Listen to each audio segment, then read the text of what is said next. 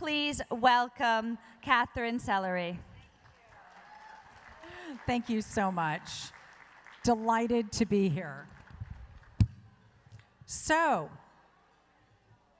tonight is about a celebration of women, and it is the 113th anniversary of International Women's Day. Everyone here in this room is making history by being here for this extraordinary event. I'd like to share with you some of the history of International Women's Day. I myself have learned so much preparing for this keynote. I think you're going to find it really fascinating.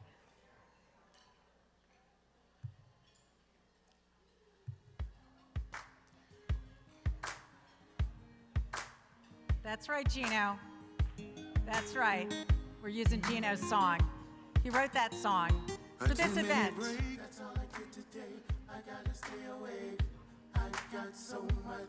Indignant over women being barred from speaking at an anti-slavery convention in 1848, Americans Elizabeth Cady Stanton and Lucretia Mott congregated a few hundred people at their nation's first women's rights convention in New York. And together they demanded civil, social, political, and religious rights for women. This has become known as the Declaration of Sentiments and Resolutions. We are assembled to protest against a form of government, and listen to this because it's outrageous, existing without the consent of the governed, to declare our right to be free as man is free, to be represented in the government which we are taxed to support, to have such disgraceful laws as give men, can you believe this, the power to chastise and imprison his wife. Who knew that? I certainly didn't.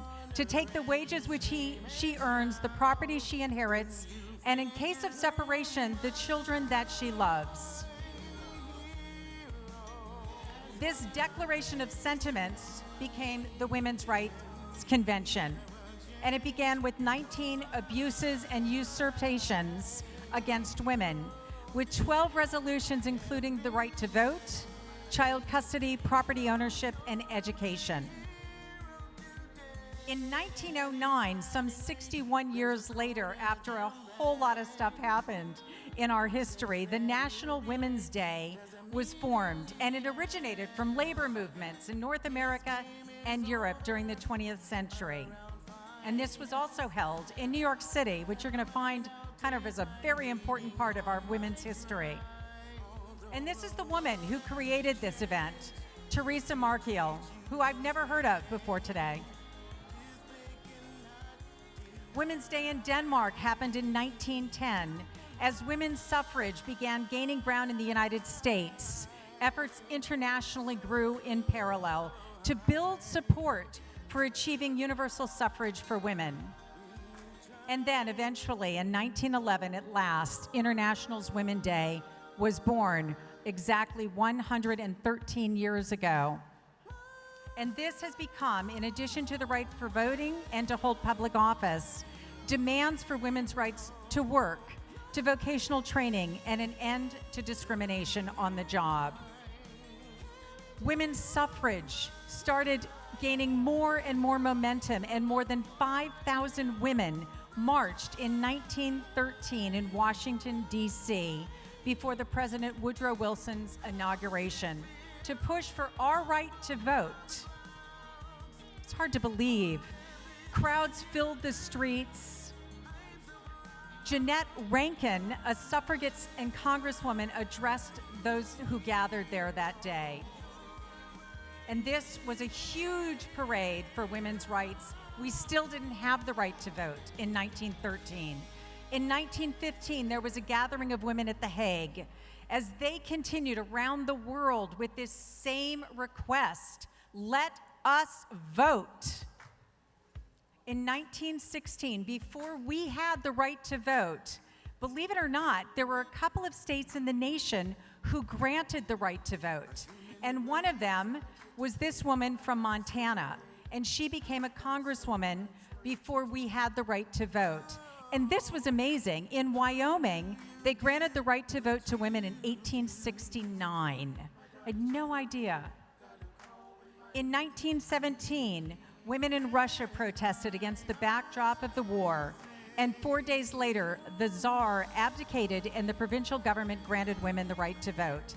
In 1917 in Russia, they had the right to vote before we did. And eventually, at last, in 1920, we were granted the right to vote in America. Woo! How many of you voted in the primary? Were you there? And if you were there, did you hear the band playing in the background? Because if you didn't, you should have, because it's taken us a long time to get this right.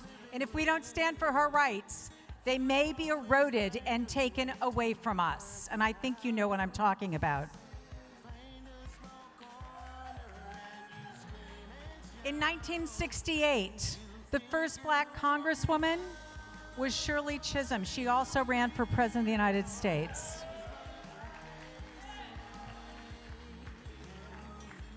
And there was also an Asian American woman who was in Congress in 1964 from Hawaii. In 1975, International Women's Year was announced by the United Nations. In 1984, Geraldine Ferrara ran for vice president on the Democratic ticket. Do you guys remember her? Yeah. 2016, Hillary Clinton was the first woman in our nation to run for president of the United States. And now, in 2020, Kamala Harris is chosen as vice president, running mate, and now vice president of the United States of America. Marion Edelman Wright, you can't be what you can't see.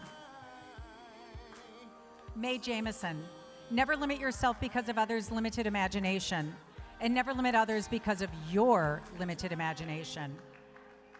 Malala, I raise up my voice, not so I can shout, but so that those without a voice can be heard. Alice Walker, the most common way people give up their power is by thinking they don't have any. And Ruth Bader Ginsburg, women belong in all places where decisions are being made. Michelle Obama, there is no limit to what we as women can accomplish.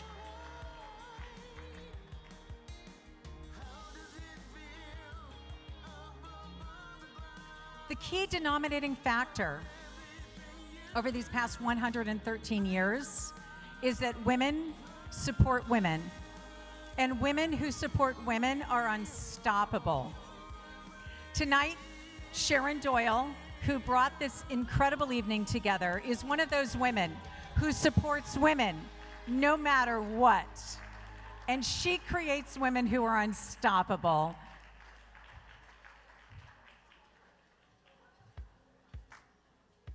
And we're gathered here tonight to honor Ava and Ava's Heart Foundation. Shout out to Ava. So as this evening unfolds and our generosity unfolds, we're able to support the people that she supports. And it was really interesting. As I was thinking about this evening, I was wondering, what are the magic ingredients that give rise to these foundations, the philanthropy, these movements? What does it take for someone to decide to dedicate their life to the betterment of complete strangers? Which is what Ava's doing. And there are other people in the room who've also created foundations, and I'm sure I only know a very few of them. I do see my friend over there, Grandma Sparky, and I know Grandma Sparky has also decided that she is going to create something that she overcame. And so when she suffered from the thought that she could die by suicide, and she overcame that, she then decided to spend so much of her life helping other people know that they make a difference and recognize that they too belong here. We all belong here, and we have something to do. That's Grandma Sparky, and let's hear it for Grandma Sparky, please.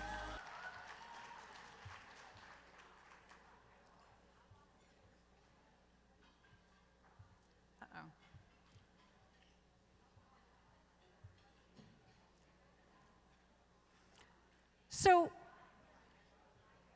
we've got Ava, we've got Grandma Sparky, and there's something about their loss, their turmoil, their grief, their greatest agony, the biggest obstacles in their lives, which turns out to become the rocket fuel for a movement.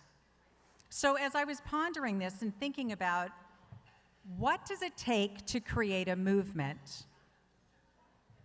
Well, something touches our lives, we survive, and then it becomes the catalyst or the spark. I called it the rocket fuel.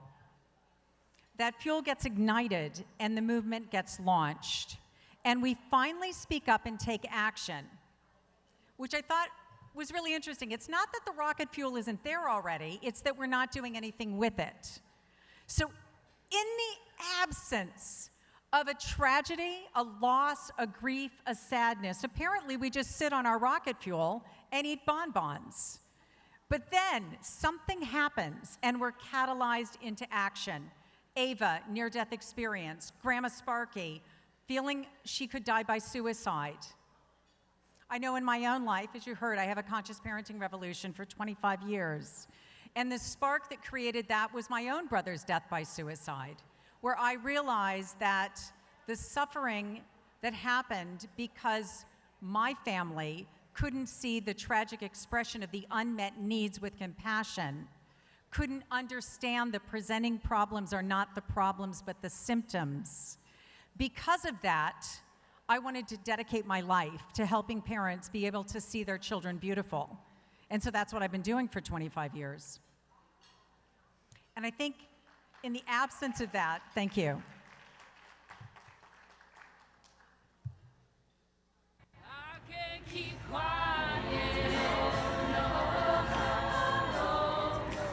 I can't keep quiet. Oh, one woman riot. I can't keep quiet for anyone. I don't know if you know her. Do you know her? She's amazing. And she actually went viral with this very video when she went to the Women's March in 1917 in Washington, D.C. And now she actually is the voice of the Women's March. You can't keep me quiet anymore. So with that spark, near-death experiences, suicide, whatever it may be, in my life, we had a daughter who was at USC.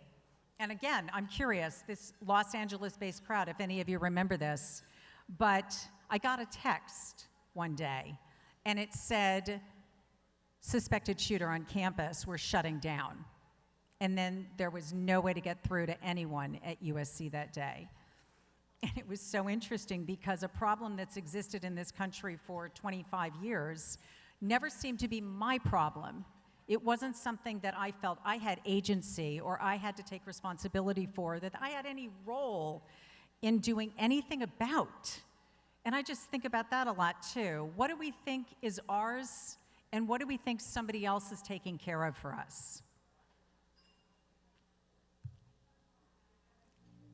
Hi, my name is Katherine Sellery. I grew up in Colorado. I have been away, though, for 30 years. I've been living in Hong Kong and raised my kids there. They were born there. We just started coming back to the United States because my daughter was starting at USC last fall. After we dropped her off, within 2 months, I got a message from USC that there was a suspected shooter on campus. I was that panic-stricken, horrified mom looking for her daughter, who I couldn't find for a few hours. And I was so relieved to find it was a false alarm. It catalyzed me into action. This was no longer a problem out there somewhere. This was a problem that touched my life. So, now it's my problem. It touched my life. I can't keep myself quiet anymore, or tell myself it's somebody else's job to take care of this thing, or minimize the necessity to play a role, which I believe we do all the time. I think we minimize our need to stand up. And you know what they say, if you want to go fast, go alone, but if you want to go together, if you want to go far, you go together. And so we need to create communities. We need to create the teams. We need to look out to find out who else is going to stand together with us in addressing what are our problems to address. We've got the right to vote. Well, that doesn't mean we get to sit around. There are things we get to do.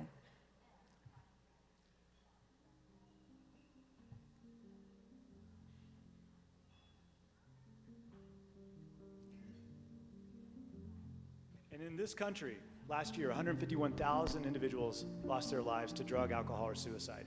Preventable causes. We have a crisis in this country. And although we have extraordinary initiatives that are being done, it doesn't seem to be landing. Part of the gun violence task force, we recognize that there's a lot of stress and tension and anxiety in America. So right now, we're working with a downstream model where when the unmet needs manifest in tragic expressions, we're just in triage. And certainly in the Denver area, we've suffered a couple of big tragedies, big mass shootings. And what I want us as a nation to do, and starting with Colorado, is really implement something that's upstream. We don't wait till it's stage 4 cancer before we intervene. We get way upstream. Yeah, and we need to get way upstream. So on the heels of us worried about whether our daughter was safe at USC, I just all of a sudden thought, oh my God, oh my God, oh my God, oh my God, what am I doing? How can this happen to our family? How can this happen to anyone's family? And we'd been overseas for 35 years, but all I know is that when I left, it wasn't a problem in this country. And when I came back, it was in my lap, and it was a problem. And I thought, what happened to my country while I was away? This is a new problem. It's supposed to be a blip on the screen. It is not our new reality. And with that, just, I guess, rocket fuel that got catalyzed, I did. I just went everywhere. I spoke to everyone, and I said, we got to be in this together. We can't do this alone. And I was amazed. When you reach out, they reach back. We're in this together.